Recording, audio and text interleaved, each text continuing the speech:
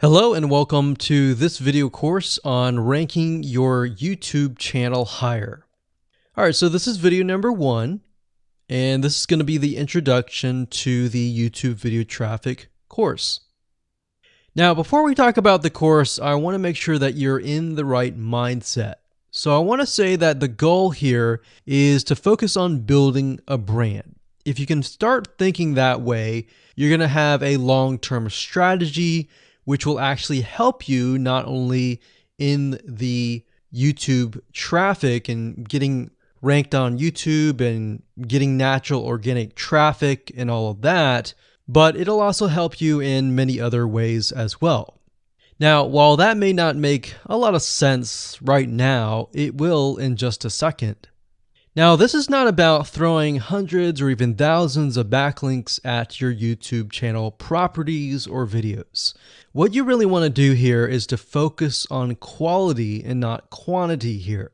And by doing that, it will actually help you in the long run, as you'll just see in just a minute.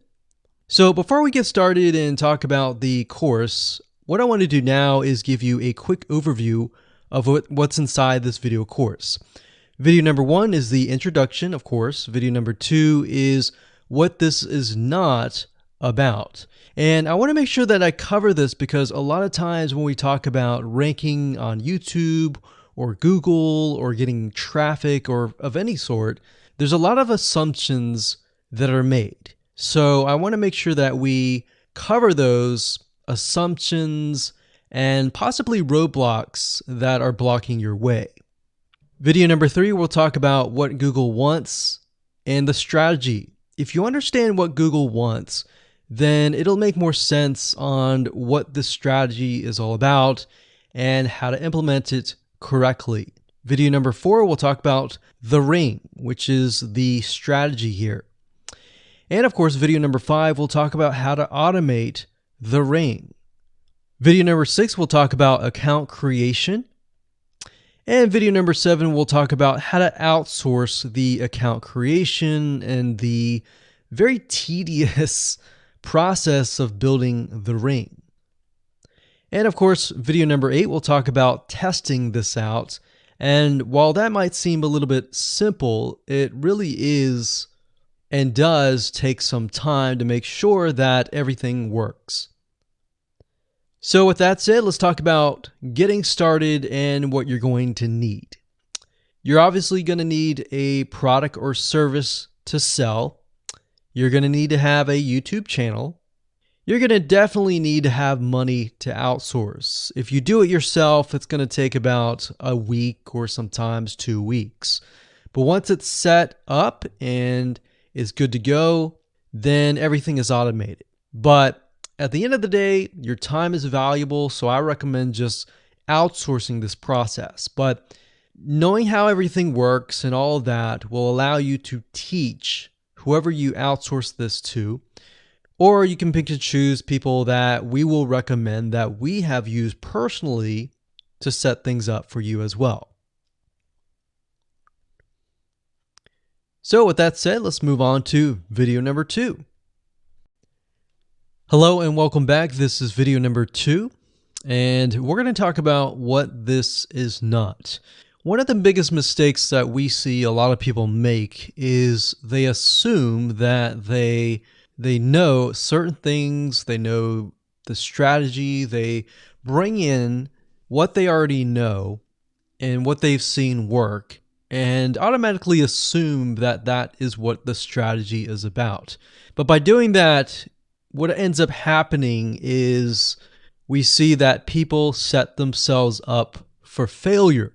And we don't want that for you. We want you to be able to succeed as much as possible. So that's why I'm covering what this is not. All right. So to ensure that you're able to successfully implement this strategy, we want to discuss things that you do not want to do. So as I mentioned earlier in the previous video, this is not about throwing hundreds or even thousands of backlinks at your YouTube channel or at your properties. In fact, YouTube has become very, very smart in figuring out if you are actually gaming the system. So what we're trying to do here is think of a strategy that works long term. So you want to focus on quality and not quantity here. It's better to get a few backlinks that are of quality rather than getting thousands of backlinks that don't even relate to your content. And we're not talking about automated softwares either. So like I said, Google's very smart in figuring out how to detect fake backlinks or computer-generated backlinks. They're able to detect patterns. So what you're trying to do here is not follow any sort of pattern whatsoever. You want to make sure that it looks natural as possible, because otherwise Google will penalize you in the future. May not be this month, may not be this next year. It may be the 2 years later kind of thing, or it might be even this month. So what you really want to do is focus on a long-term strategy that is going to last. Now, obviously, we're not going to know exactly if the strategy is going to last or not, but part of the strategy is figuring out what Google wants and fulfilling that. Now, one secret to knowing whether a strategy will last or not is to ask yourself these questions. So this strategy, along with other strategies, you should ask this question over and over. Is this a shortcut? And does this seem spammy? And best of all, will this upset your visitors? So the people that are coming to your YouTube channel via google.com or any other site, is this going to upset them? Because if it does, then guess what? Google is not going to like what you're doing, because they care more about the people that go to Google or go to YouTube and type in a keyword. They care more about them because they are who they are catering to, essentially. So now that that is out of the way, let's discuss what Google wants, which is really the crucial step in understanding why the strategy will work. So now that you have an idea, don't upset the visitors. If it's spammy, if it's a shortcut, this is going to upset them, right? So what is it that Google wants in relation to this? Well, we'll talk about that in the next video. Hello and welcome back. This is video number 3, and this is all about what Google wants and the strategy. Now, we don't know exactly whether this is true or not, but based on the data that we have seen and based on the data that not only has worked for us, but for many others, is that Google likes brands.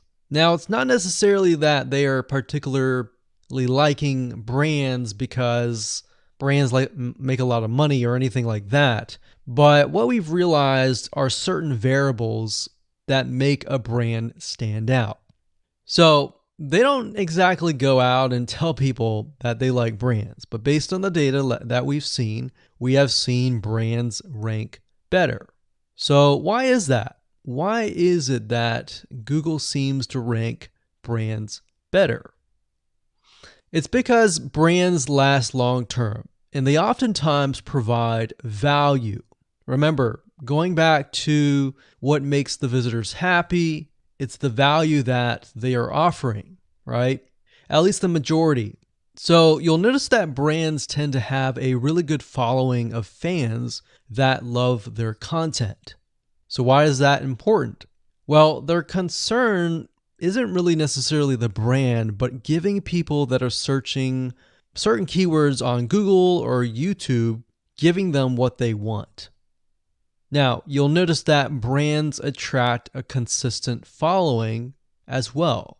So Google likes it when they find that there's not only a good following, but a good engaging and good interaction. So their fans click and engage with their content more. And YouTube likes that. They love engagement. If you take a look at videos that rank really well, you'll notice commonality. And you'll notice that they have a lot of likes, they have a lot of comments. Essentially, they have engagement. And engagement is essentially the currency of YouTube. So whether somebody gets a bad comment or a good comment, a comment is a comment. A comment essentially, if you think about it, is worth about $1. Now, we're just saying that because it's like currency, engagement. Now, this means there is a higher CTR, or in other words, click-through rate. So if you have fans that really love a specific brand, they're most likely going to come back over and over again, right? So higher engagement is what Google likes to see. Higher engagement means that the fans really like the content. So this is based on the data that we have received and based on the data that we have observed. So the strategy here is to make sure that you look like a brand and you do backlinking like a brand. Make sense? So what does backlinking like a brand look like? Well, if you think about the visitors that are coming to that brand, they are looking at it, they're engaging with it, they're sharing it with their friends. Now, like I said earlier, there's no exact this is the way it is, but based on the data that we have gathered over the years and what we see what works and what hasn't, we can safely say that looking like a brand will be better for your YouTube channel. And of course, gathering a fan base and a good following that is interacting with your content is also key. Now, if you look at brands, they have many social properties besides YouTube channels. They've got Facebook.com, they have Twitter, they have Snapchat, and more. So it only makes sense for your brand to have the same properties in your brand name and interlinking to each other, right? So let's say, for example, that you upload a video to YouTube. Then it's going to make sense for you to post that same YouTube video or share it via Facebook, Twitter, Snapchat, and more. So essentially, we're interlinking them together. And that kind of brings us to this strategy, which is the ring. You're basically interlinking everything together. So like I said, for example, you post a video on YouTube, it needs to be pushed to Twitter, your Facebook fan page, and other social properties. And fortunately, because everything is going to be automated, once you do that, it will trigger and it will automate the whole process. So it makes sense because your fans will be located at these different social properties. So some people will be at Facebook, some people will prefer Twitter, and some people will prefer maybe Snapchat or Instagram and other social properties. But if you think about it, it sounds very time consuming and tedious, right? And yes, it is, but once everything is set up, it will actually make your life a lot easier. But like I said, don't worry, we're going to show you how to speed things up with a few dollars. So with that said, let's move on to video number 4. Hello and welcome back. This is video number 4. And we're going to talk about the ring, which is the strategy. So in the previous video, we discussed why having different social media properties interlinked together can help Google see you as a brand who is sharing your content to your audience.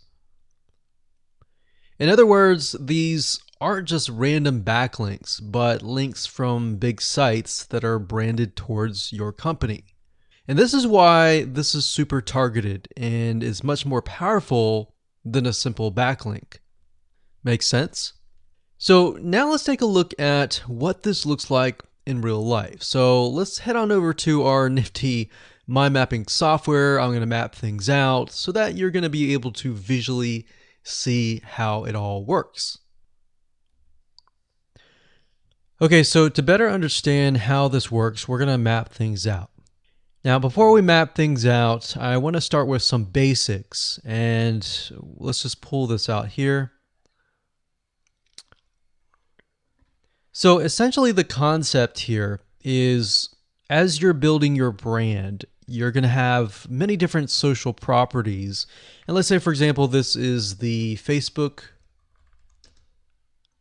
fan page. So that's your fan page.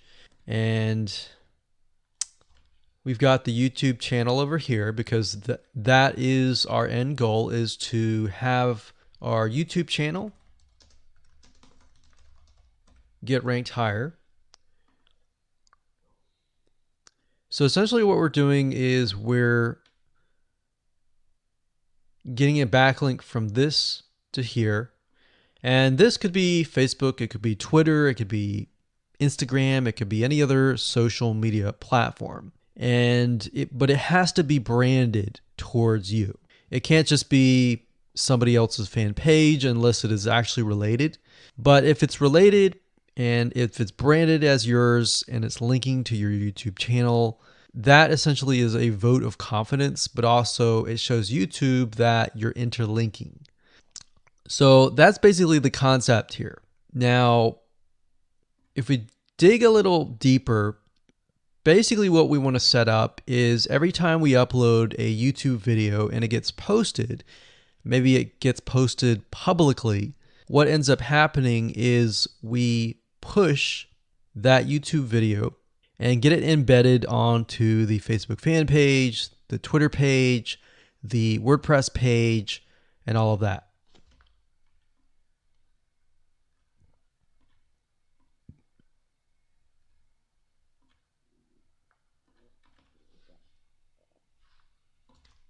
So we'll put Twitter.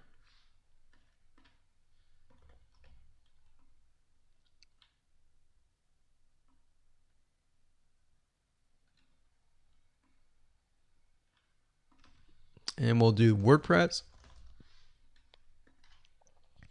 So as you can imagine, you've got the centerpiece here. You've got different social media platforms that are posted. Now, there isn't necessarily a set rule where you have to post it to X amount of social media properties. It can be 5, it can be 10, it could be 20, it could be different social media platforms. But in order to execute this and get it correctly, you will need to make sure that the platform that we use to automate this process actually supports that specific social media platform. So essentially this is what works, and this is basically what it is. So obviously in order to get this to work, you'll need to have a YouTube channel, you'll need to have the Facebook fan page, you'll need to have all these items in hand. So you'll need to have the username and password and all that. And we'll talk more about account creation later, but I just wanted to give you kind of a gist of what everything looks like and the visual map of it all. Hello and welcome back. This is video number 5. We're going to talk about how to automate the ring. Now that you understand how everything is interlinked, how everything is connected, and how you can kind of be creative and make your own ring. So after viewing the previous video, you can imagine how tedious and overwhelming it is to have to maintain the ring, much less get it set up yourself. But lucky for you, there is a way to automate it once you have set things up. It's getting things set up is the tedious process. Now, there's a software platform called IFTTT, and there's another one called Zapier.com that allows you to automate the process of moving content all around your social properties. So you could take a YouTube video and have it pushed to your WordPress site. And by pushed, I mean have it embedded on your WordPress site and then have it shared on your Facebook fan page, your Twitter page, your Instagram, and all of that. So you have essentially what we call triggers that whenever the trigger happens, then something else happens. So what IFTTT stands for is if, then, this, that. So if this happens, then what kind of deal. Now, between the two, Zapier will cost you a lot of money after a while. A lot of times they'll give you some free triggers and zaps, which is what they call it. And beyond that, it will cost money. Whereas with IFTTT, it's just as good, but it's free. So let's hop on over and show you how IFTTT works. Okay, so if you head on over to ifttt.com, that's ifttt, 3ts.com, you'll see this page. You can go ahead and create an account, and you'll find a lot of really cool, interesting triggers, is what we call it, in ifttt. So what a trigger is let's say you upload a YouTube video, and then the system detects that the video has been uploaded. What do you want to happen after that happens? So if YouTube video has been uploaded, then post it to WordPress. Then after that, take the post on WordPress, maybe post it elsewhere, or post the YouTube video to Twitter, and so forth and so forth. So as you can imagine, this does get tedious, but if you map things out, if you know ahead of time what it's going to look like, then you can simply look at it and say, okay, I'm pointing YouTube to Twitter. So anytime video has been uploaded to YouTube, then it simply gets pushed or embedded into Twitter.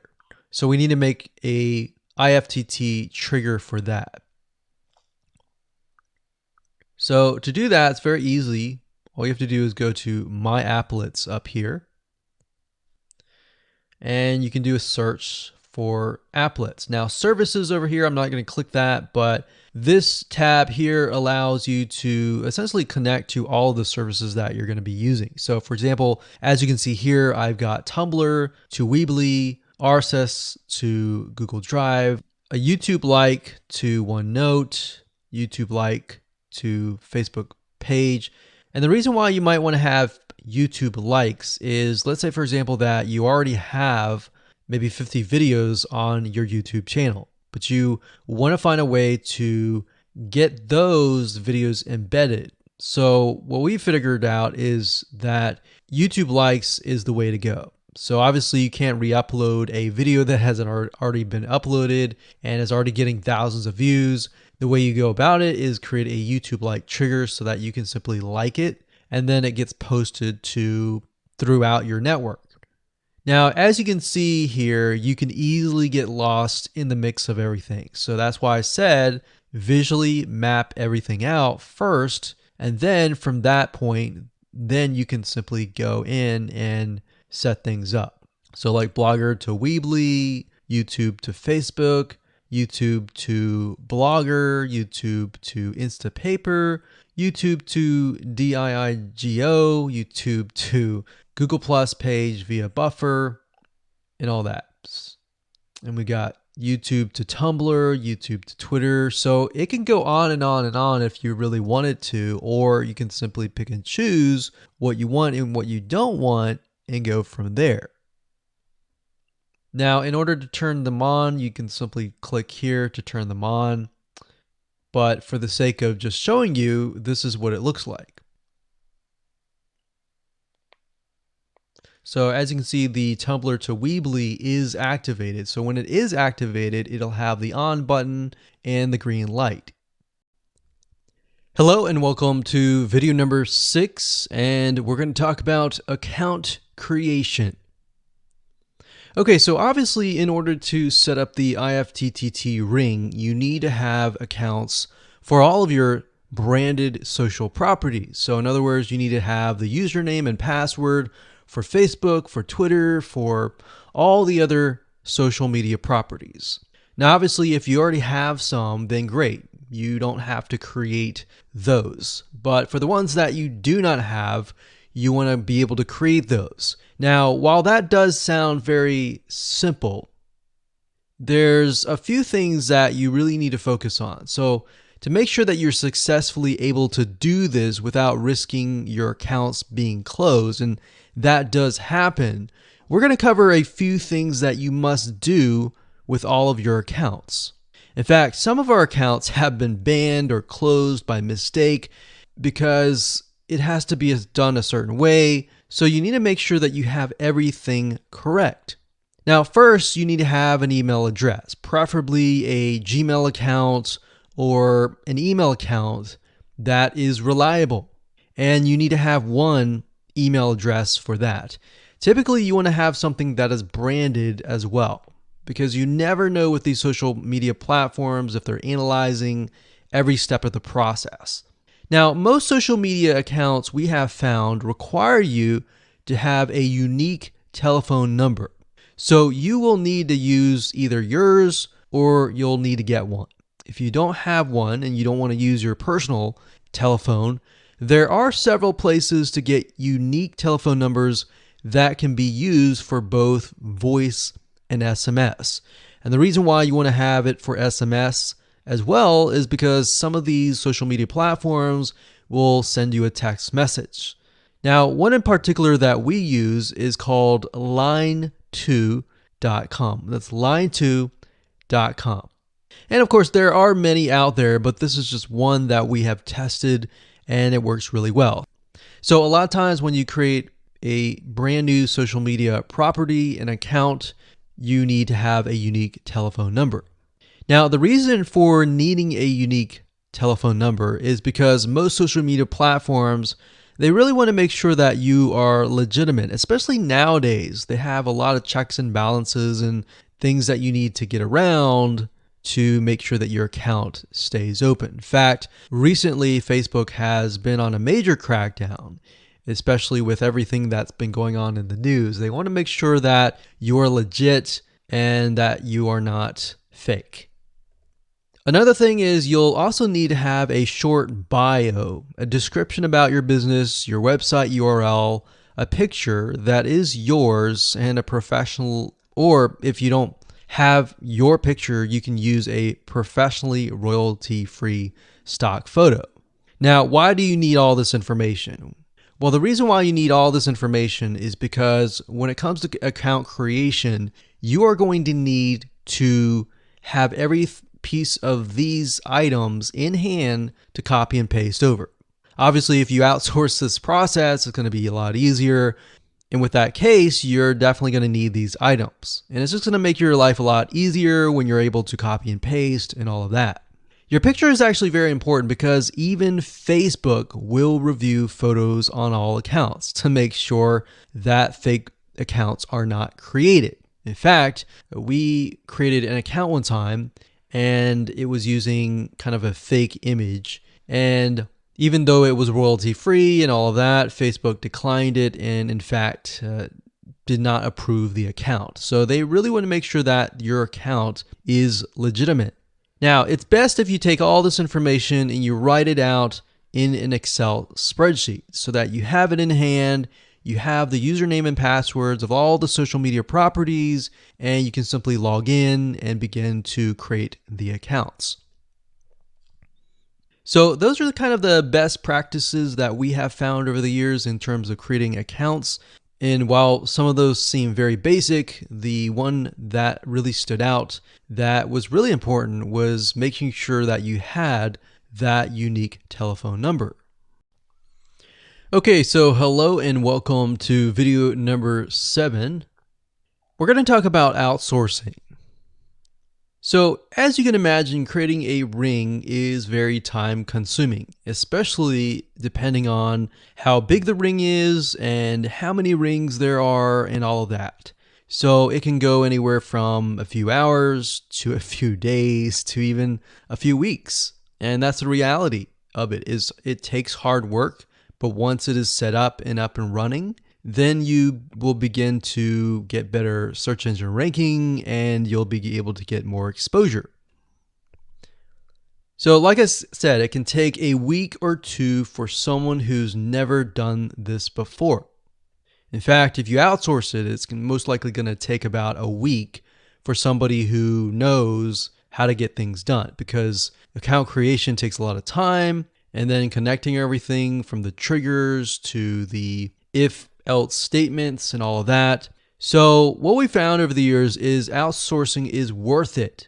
It's only about $50 to $100 if your 2 weeks are worth more. Obviously, if you're struggling with money and time is of essence and you have a lot of time, then you can set these up yourself. But for the most part, we found that you really need to focus on your business and on whatever you're promoting. So go ahead and outsource this and it'll be worth your while. So let's discuss where you should go to find someone, and lucky for you, we've actually used several of these places. So we will show you particular vendors and freelancers that we have used so that you can simply just copy and paste. So what you want to do is you want to go to a specific website called legit.com with two I's. So LEGIIT.com. And when you get to this page, you want to type in IFTTT up at the top in the search bar, click enter, and then you're going to see a bunch of freelancers that can provide this service. So as you can see here, it says I will create an IFTTT network, and as you can see, there are like 4 different rings. So typically one ring will cost you about $50. So this guy here, his name is Gemini Guy. We've actually used him before and gotten fairly good results.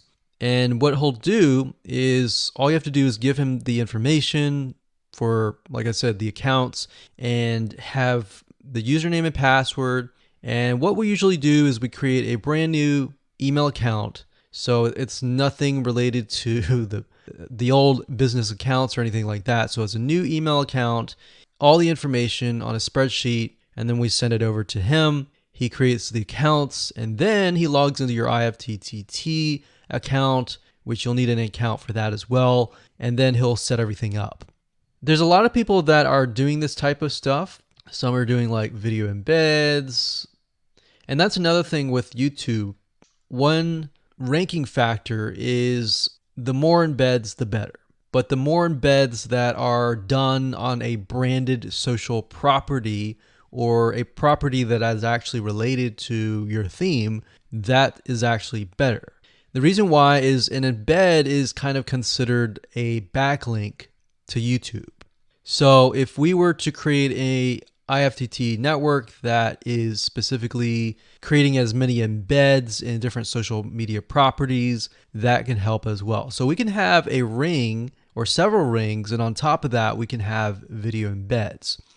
Now, the nice thing about legit.com is it's really focused on a lot of online marketing, SEO, and other different services like backlinks, PBN links, and all of that. But what we found is you don't want to get too fancy. You want to start out slow and work your way up. Because if you start just throwing a bunch of backlinks or even video embeds right away, it doesn't look natural, right? If you release a piece of content, sometimes it can take a week or weeks until you start getting hundreds or even thousands of likes or engagement. So you don't want to throw thousands or even hundreds of thousands of backlinks right away, right? So that's not going to look natural. And going back to what we talked about earlier in the previous videos, does it look natural? If it doesn't look natural or doesn't seem natural, then that can be a problem. So legit.com is an awesome site to go to. And this guy right here, Gemini Guy, like I said, is someone that we've used. Now, obviously, you can go to these other people and look at the reviews and see if they have good reviews and see what other people are saying. Hello and welcome to video number 8. This is all about testing and making sure that you understand how to test it to make sure that it works. Because I will say once these are set up, a lot of times, sometimes they work. A lot of times, sometimes one of the items throughout the line does not work. So I'm going to show you how to troubleshoot it. So whether you created the ring yourself or you hired somebody to do it, testing is very, very important. In fact, we outsource most of our rings, but yet we still have to go back and test it out. A lot of times when these freelancers are in the mode, they'll test it out, but they're really relying on you to test it out because they can't upload a YouTube video to your YouTube channel unless they have access. And a lot of times we don't give them access for, privacy and security reasons. So let's go ahead and discuss how to do that. So let's hop on back over to IFTTT and I'll show you how you need to test things out. Okay, so we're back at IFTTT, and what I recommend that you do is you open up the Excel spreadsheet that the freelancer gives you or that you've created yourself. And on that Excel spreadsheet, it should have your username and password and all the links to all of the accounts that were created. So in that case, how do we test it out? Well, obviously, we're going to need to upload a video to YouTube.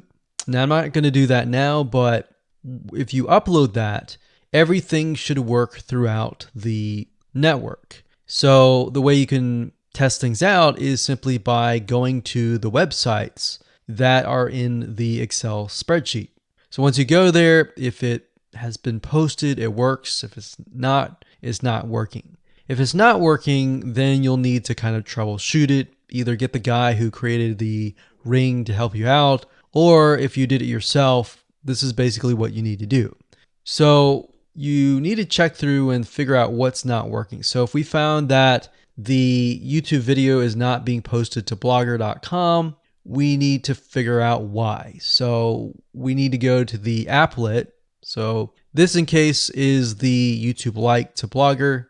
So it's a little bit different than the upload to YouTube channel. But if we click on that, you can see here that we have the applet that goes from YouTube like to Blogger. So if we click on this here, you can actually get a better view of what's happening. So basically anytime a YouTube video is liked, we create a post on Blogger, we put the title, we put all this. Now we need to figure out why. Usually a lot of times the reason why it's not posting is because it's not connected to the account. So you want to make sure that it's actually connected. If it is connected, then sometimes you'll need to look at, for example, this. Is it posting the title and maybe not the video? Or is it not posting everything? If it's not posting everything, it usually means it's a connection issue. If it is posting like the title, but not the body or the YouTube, then maybe it's the embed code is incorrect. So you can check that. So really what it comes down to is just trial and error. But if you really outsource this, it's really going to be a lot easier. But that's what we found to be the case in most of the time, is that the services are not being connected. And I will say IFTTT, sometimes it's can be hit or miss. And sometimes in that case, the services may or may not be working. And that's really reliant sometimes on the YouTube channel, the social media platform, and all of that. So hopefully those tips can help you along the way when it comes to testing.